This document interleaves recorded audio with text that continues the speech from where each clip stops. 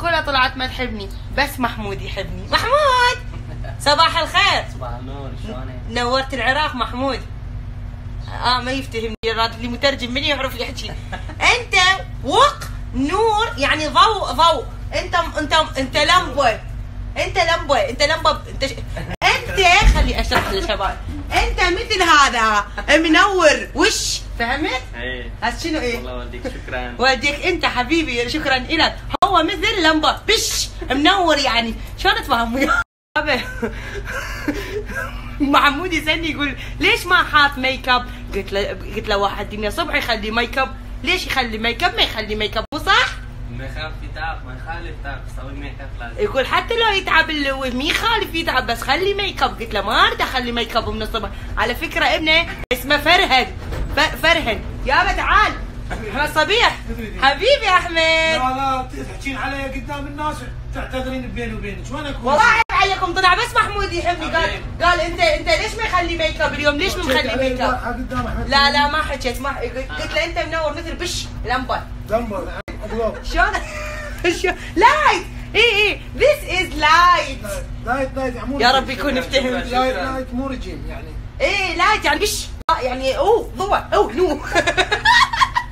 احمد يقول لي ليش ما خلى ميك اب؟ هي حلوه بدون ميك اب. هي حلوه بدون ميك اب. شباب بالقناه الحلوين اليوم عازميني على ريوق ومسوي لي اياها مفاجاه. جايبين خبز.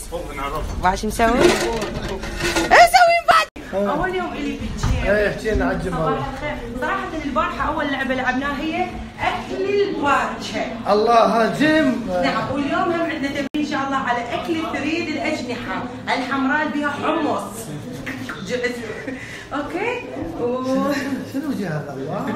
ما خالش اليوم والله العظيم بالنبي. لا يعني لا تخلي يعني نغير شيء. هي اخلي رميان مسكاره كل شيء اخلي مرات، بس مرات لا ما اخلي صراحه هو يتعب الوجه. خاله دهن باكر راح اصور لكم اياه. والله البنات فشي جدا. لا والله زين يسوي عنان البشره بعد تخلين عن المكياج اصلا ما تخليه. بعد العين انت الحلوات، انت شايفين العراقيات انت الحلوات والله العظيم. البلاد والعواصم كلها تغار منكم والنبي محمد.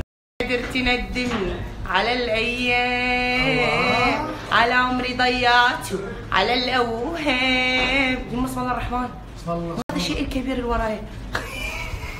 ايوه ويعني تظلمني وتروح وين؟ قشمرتني صوتك حلو.